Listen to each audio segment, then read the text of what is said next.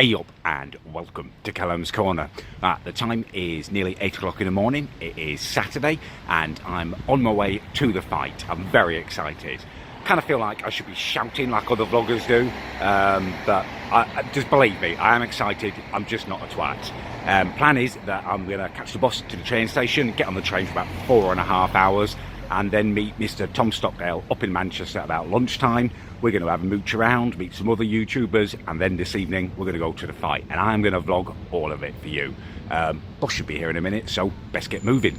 I forgot the sodding tickets halfway to the bloody train station on the bus, and I realised I had to jump off, catch another bus back. I've just been home and got them, suffered the cackles of my mother's derision, and now I'm back to the bus stop. I've lost an hour and I've wasted £6, which is a significant amount of money. I could have had a McDonald's, so not the ideal start to my trip. This has turned into an absolute poop show. I mean, I want to swear there, but I'm not going to because I'm family friendly. But I got back to the bus stop and I realised I'd looked at it wrong after standing there for about 10 minutes. It was Saturday bloody timetable today, and there wasn't a bus coming in time, so I've madly had to install Uber and order my first Uber, which I guess is kind of appropriate. YouTubers love Ubers, and I'm going to a YouTube event, so it's kind of apt that I've got my first Uber. Okay, I can see Tom Stockdale is DMing me, and my train does come in about 10 minutes, so I'm going to go and get on the platform and just make sure I get on this train. What a bag of arse this morning's been so far. Right, just about to get onto the train. Thought I'd stop and have a last minute pee. Used a cubicle because I got myself a coffee I wanted to put down next to me while I peed out. Guy next to me expels what I can only describe as a large pocket of arse air. It was revolting. It was like, but kind of gentle almost, like the anus was softening and getting ready to expel kind of a mother load. I got the hell out of there. I'll pee on the bloody train. So we're finally in Manchester. I have been joined by Mr. Stockdale. Say hello, Tom. Hello, guys. And Gio. How are we doing? Gio actually works for the True Geordie. He's done some editing. Gio, expert opinions on the fight. How's it going to go down? Honestly, I want to have faith in Deji, but I feel like it's going to be a second round TKO to Jake Paul. Yeah, I agree with that. I think JJ is going to take it in the fifth, honestly. I think Nice. he's going to be late. He's going to miss some of those heavy shots from Logan at the beginning. Fifth round, TKO for Paul. There you go, you heard it here first. Right, I'm going to put my phone back up because it's actually making my arms sort of hold it down that low. Maybe I should kind of... I'm actually 6'2", right? 6'2". Well, that would make me 7 foot tall, so I'm happy with that. Alright, so well ensconced in Manchester now. We've had a little stroll around, haven't we, Tom? We have. Met Gio, met an awful lot of people who wanted photos with me for some reason, but I managed to cope with that, although it's a little bit weird, don't understand it. And we're going to go now and dump my bag back at the train station in a locker because you can't take it in and there's no vlogging or filming in the event, which I didn't actually know about. I am now testing a selfie stick, which I'm going to be utilising for the rest of this vlog. I don't know whether you can hear me, it's quite windy. What do you reckon, Tom? It should be good, hopefully. Good angle. Look at that, it's better than just my arm, and with my arm, I mean, That is pure length. I haven't even got it extended at the moment, the selfie stick. That's just mainly my arm with a little bit of help. Yeah, I'm impressed with it. Although I do feel like a twat walking around with a selfie stick. But I guess if you're going to be a YouTuber, you've got to be prepared to be a twat. Yeah, you've got to make Words of wisdom for you there. So we are here, and these people are now saying hello from a vlog. It's been very exciting. It's been very... You can see I'm clearly taller than all of them. I wasn't worried about my height. Alright, that was a bit mental. That was intense. Very intense. About 50 teenage kids all crowding around me. Some people telling me they're like well any better than me, but most people were pretty nice and safe, to be honest with you. That must be what it feels like to be famous. I don't think even most of them knew who I was. No, they were just getting pictures because everyone else was. Yeah, but YouTuber. You did have quite the crowd around you. Did have quite the crowds. Very weird. Right, we are going to stick my bag in a locker. Still haven't done that. We're going to get some food and we're going to go in the arena and meet some people. Here we go. Is that Callums Corner? Vlogging away. Say hello. Hey, Live in Callums Corner. Hey. All right.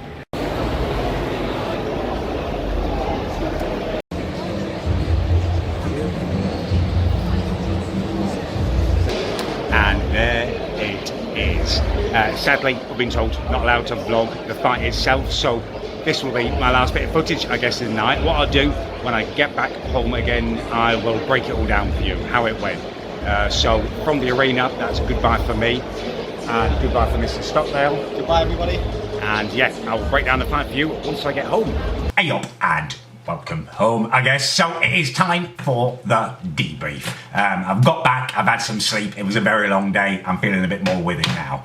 Before I break down the fights for you, I did just want to say a kind of massive thank you. First of all to the True Geordie, Brian, for sorting out the tickets, much appreciated. And second of all to every single person that I met. It was really awesome. You guys made it an awesome day for me.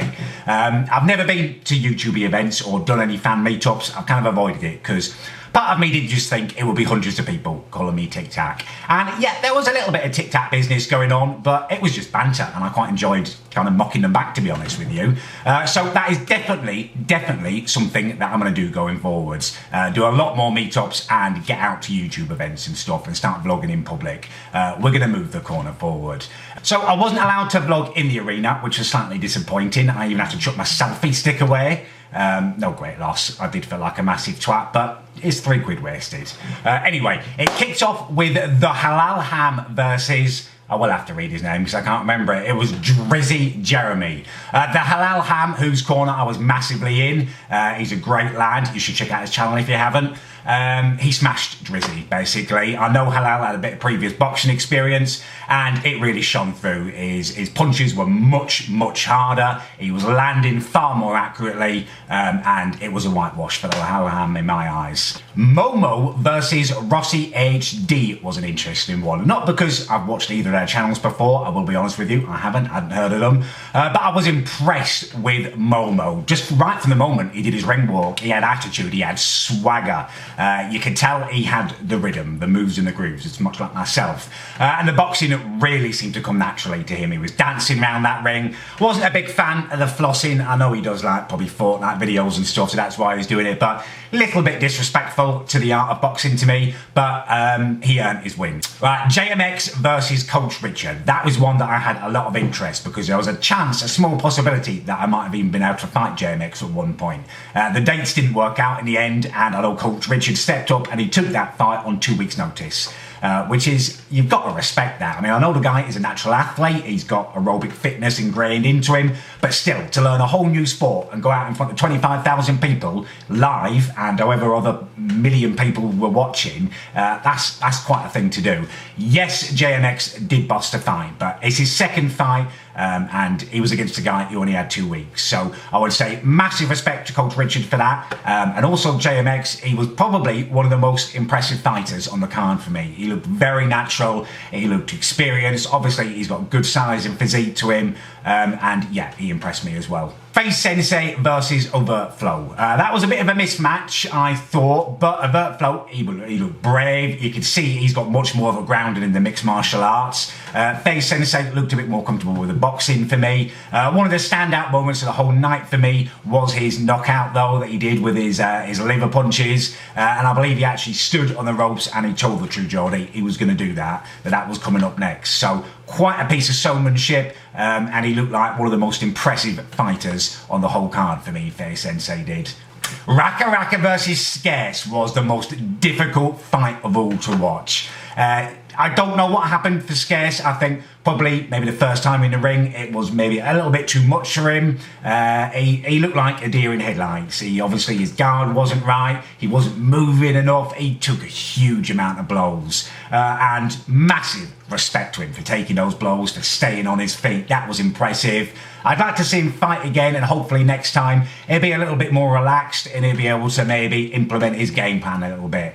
So it was a very one-sided fight and not a nice fight to watch. Anison Gibb versus Jay Swingler, for me, was the best fight on the card. I really enjoyed that one. The Eason Gibb kid, he's impressive. He's got a massive amount of energy about him. He was all about it. He was all about it. The whole fight, he was on the attack. and I thought he was actually going to knock Jay out. But third round or fourth round, I can't remember how many rounds it was, the last round, Jay came back fighting, and it turned into a proper slug, you know, two proper men standing there, full of heart, like, you know, you couldn't help but respect them. It was good, the result was fair, and I probably enjoyed that fight more than any other one. Deji versus Jake Paul was a massive, massive shock for me. Before the fight, I was worried for Deji. I've always suspected he might be slightly retarded, and I was just worried that he might actually run when he was faced with Jake Paul. He seemed really shocked when he went to that press conference and he broke into his gym, he invaded and he got a slap. He looked shocked that he'd been slapped, and I was worried that might happen in the ring. But Deji, fair play to him, he found something within himself. He took some blows, but he came back swinging. The fitness wasn't really there, and I think that's what let him down a little bit. But I would like to see them fight again. I think Deji should definitely continue with it. He get a bit more time behind him. He gets his technique up a little bit better and his fitness there. He could do something, you know. I think it's definitely a path that Deji should follow. I was impressed with him. He showed a lot of heart. He bloodied Jake Paul. Jake Paul was an impressive boxer. He was striking hard.